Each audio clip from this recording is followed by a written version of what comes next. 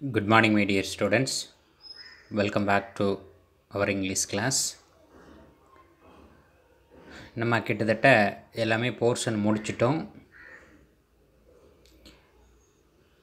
கம்ப்ளீட்டாக முடிச்சிட்டோம். இப்போ நம்ம ஒரு வாரமாக வந்து நம்ம ஒரு 10 டேஸாக ரிவிஷன் தான் கொடுத்துட்டு இருந்தோம். இந்த 7th யூனிட் அப்படின்றது நம்ம மேபி போர்ஷன் குறைக்கிறப்ப இந்த 7th யூனிட்டை கட் பண்ணிடுவாங்க அப்படின்னு சொல்லி நம்ம நினச்சிருந்தோம். Right, okay. அவங்க கட் பண்ணாலும் சரி பண்ணாட்டையும் சரி நம்ம போர்ஷனை முடிச்சிருவோம். இந்த 7th யூனிட்டில் இருக்கக்கூடிய ப்ரோஸ் போயம் சப்ளிமெண்ட்ரி ரீடர் முடிச்சிட்டோம்னா டோட்டலாக நமக்கு போர்ஷனே முடிஞ்சது. ஸோ அந்த வகையில் we have to complete this 7th unit. ஓகேவா? Right. So the dying detective, this is the prose. Kindly take your textbook and see the page number 189. எடுத்துக்கோங்க. The dying detective. Detective அப்படின்னா உங்களுக்கு தெரியும், துப்பறிவாளன். இப்போ இந்த மாதிரி துப்பறிவாளர்களை பற்றி நம்ம ஒரு when we are looking for any stories or the conceptனா it will be very interesting one. அது ரொம்ப இன்ட்ரெஸ்டிங்காக தான் இருக்கும் அப்படின்றது உங்களுக்கு நல்லாவே தெரியும். இதுவும் அப்படி ஒரு சஸ்பென்ஸ் த்ரில்லிங்காக எண்ட் ஆகக்கூடிய ஒரு ப்ரோஸ் தான் the dying detective. Dying means ஃப்ரேஸில் கொடுத்துருக்காங்க ப்ரெசன்ட் பார்ட்டிசிபிள், அதாவது இறக்கக்கூடிய, அதாவது சாகும் தருவாயில் உள்ள ஒரு துப்பறிவாளர். அதுதான் இதோட meaning. Who is that author? Arthur Conan Doyle. Let's we see about this author. Author யாருன்னு சொல்லி பார்ப்போம். இவர் தான் author. about the author, Sir Arthur Ignatius Conan Doyle was the period 1859 to 1930. was a British writer best known for his detective fiction. இவர் வந்து ஒரு British writer. துப்பறியக்கூடிய கதைகளை நமக்கு ரீடர்ஸ் கொடுக்குறதுல இவர் வந்து இஸ் வெரி பெஸ்ட் அப்படின்னு சொல்லுவோம். அப்படி ரொம்ப ஃபேமஸான ஒருத்தர். துப்பறியும் நாவல், detective fiction featuring the character of Sherlock Holmes. அது இல்லாமல் இந்த ஷெர்லாக் ஹோம்ஸ் அப்படின்ற ஒரு கேரக்டரை வச்சு நிறைய ஸ்டோரிஸ் எழுதியிருக்கிறாரு. அந்த ஒரு ஸ்டோரிஸ் எல்லாம் நமக்கு இங்கே கொடுத்துருக்காங்க, த டையிங் டிடெக்டிவ்னு சொல்லிட்டு. which are generally considered milestones in the field of crime fiction. இந்த இவருடைய டிடெக்டிவ் ஃபிக்ஷனில் இந்த கேரக்டர் வச்சு வரக்கூடிய, இந்த ஷெர்லாக் ஹோம்ஸ் அப்படின்ற வச்சு வரக்கூடிய the character considered very very famous milestones in the field of crime fiction அப்படிங்கிறாங்க. Doyle wrote 46 short stories featuring the famous detective.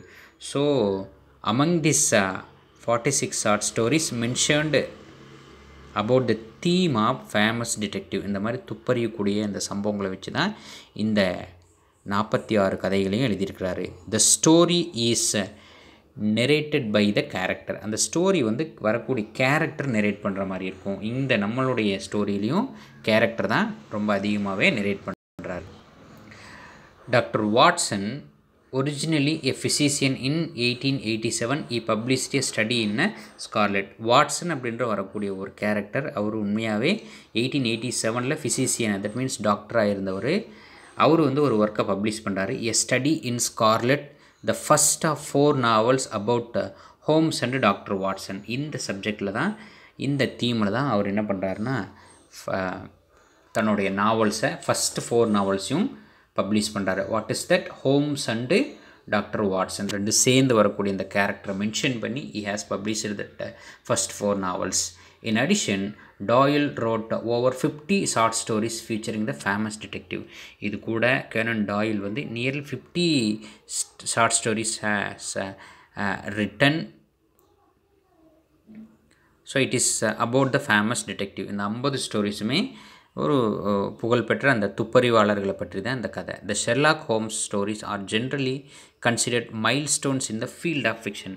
Sherlock Holmes அப்படின்ற கேரக்டரை வச்சுக்கிட்டே நிறைய ஃபிக்ஷனை வந்து இவர் பண்ணியிருக்காரு. ஸோ அதில் பார்க்கும்போது அது எல்லாமே ஒரு ஹிஸ்ட்ரியில், ஒரு இங்கிலீஷ் லிட்ரேச்சரில் ஒரு மைல்ஸ்டனாக இருக்கக்கூடிய ஒரு ஒர்க்கை தான் இந்த இடத்துல நமக்கும் கொடுத்துருக்காங்க. Is notable works include stories of Sherlock Holmes and the lost world அப்படின்ற 2 இம்பார்ட்டன்ட் நோட்டபிள் ஒர்க்ஸையும் இவர் பப்ளிஷ் பண்ணியிருக்காரு. இதுதான் ஆத்தர் பற்றியான விஷயம்.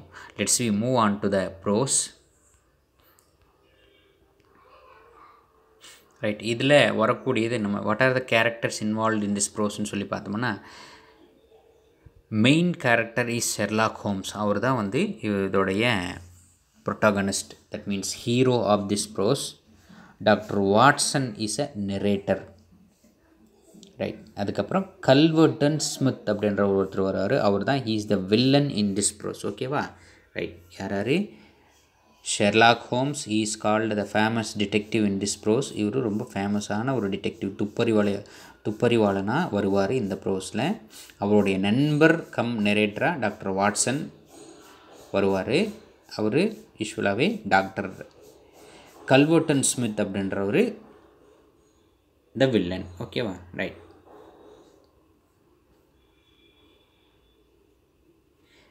Let's we start. The detective Sherlock Holmes was seriously ill. Sherlock Holmes வந்து ரொம்ப நோய்வாய்ப்பட்டிருக்கிறாரு.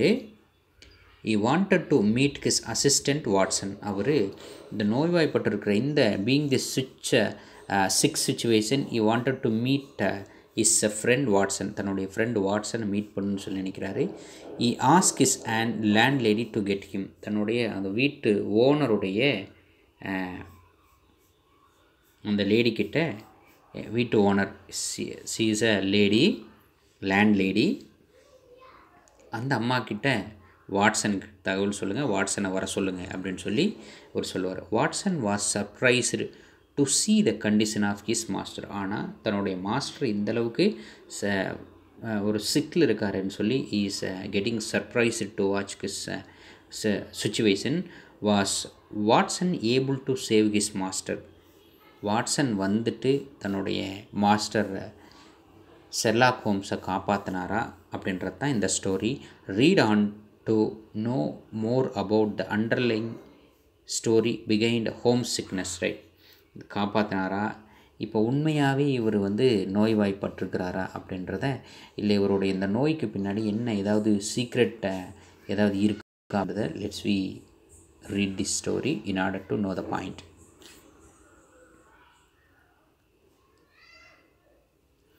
Mrs. Hudson, the landlady of Sherlock Holmes, came to me and said, Mrs. Hudson தான் landlady, Sherlock ஹோம்ஸுடைய house owner. இவங்க தான் மற்ற அவங்களுக்கு ஹெல்ப்ஃபுல்லாக இருக்கக்கூடியவங்களும் இவங்க தான். வந்து வாட்சன் கிட்ட சொல்கிறாங்க. கேம் டு மீ அப்படின்றது இந்த இடத்துல மீ அப்படின்னா அப்போ வாட்சன் தான் இதை வந்து the narrator of this pros.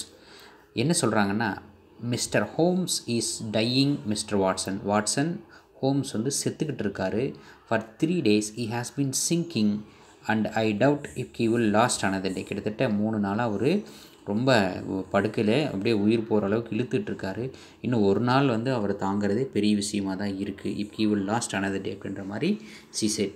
he would not let me get a doctor. அதுவும் நான் டாக்டர் கூட்டிகிட்டு வரேன்னு சொன்னாலுமே அவர் என்னை விட மாட்டேன்றாரு.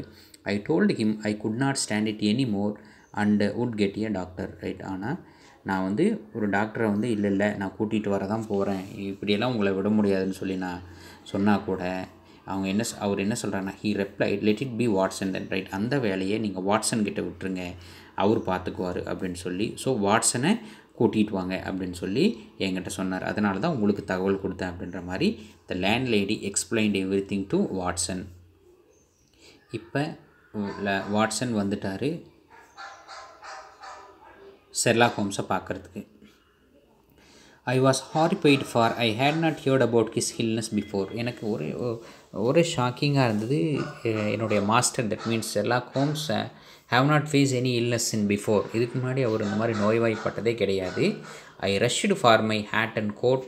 நான் உடனே என்ன பண்ணுறேன், என்னுடைய ஹேட்டையும் தொப்பியும் கோட்டையும் எடுத்துகிட்டு as we drove back I asked her about the details. நான் உடனே அவகிட்ட லேடிக்கிட்ட கேட்டுக்கிட்டே என்ன பண்ணுறேன்னா அவங்க வீட்டுக்கு போகலான்னு சொல்லி நான் முடிவெடுத்துட்டேன். There is little I can tell you sir. Right. இன்னும் டீட்டெயில்ஸ் கேட்குறாரு. என்ன கேட்குறாருன்னா, இப்படி ஆச்சுன்னு சொல்லி காரில் அப்படியே கேட்டே வராரு. அதுக்கு அந்த அம்மா சொல்லுது, என்னால் கொஞ்சம் சொல்ல முடியும் sir. He has been working on a case down at Rotherhithe near the river. Kindly note down the place.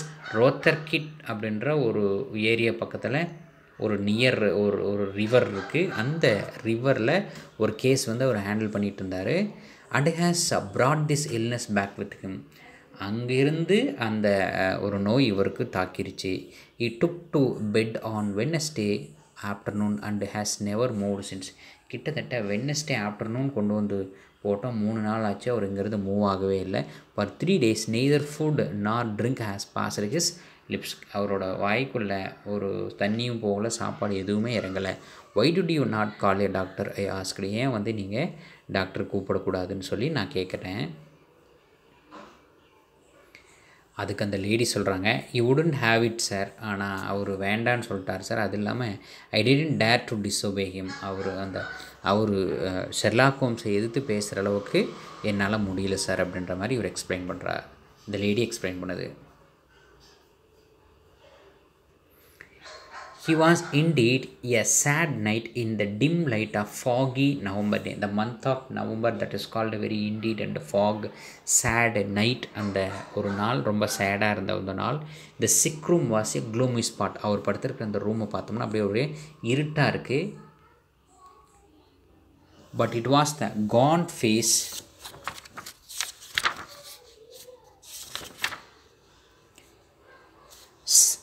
staring from the bed that brought chill to my heart. அப்படியே ஒரு gaunt face means lean, அப்படியே ஒல்லியாக ஒரு துவண்டு போய் படுத்திருந்தார். அது வந்து அவருடைய ஃபேஸ் வந்து பெட்டை நோக்கி படுத்துட்ருக்கிறாரு. அதை பார்க்கும்போது என்னுடைய ஹார்ட் அப்படியே ரொம்ப ஒரு கேரிங் ஆகிடுச்சு. Is eyes had the brightness of fever. அதாவது இப்போ நம்ம கூட சொல்கிறோம், ஃபீவர் வரும்போதெல்லாம் அப்படியே வெளுத்து பேலாகும், அவங்களுடைய ஃபேஸ் பார்க்க பிரைட்டாக இருக்கிற மாதிரி இருக்கும் சாகிறதுக்கு முன்னாடி. அந்த மாதிரி இருக்குது brightness of fever. Is cheeks were flushed and his hand twitched all the time.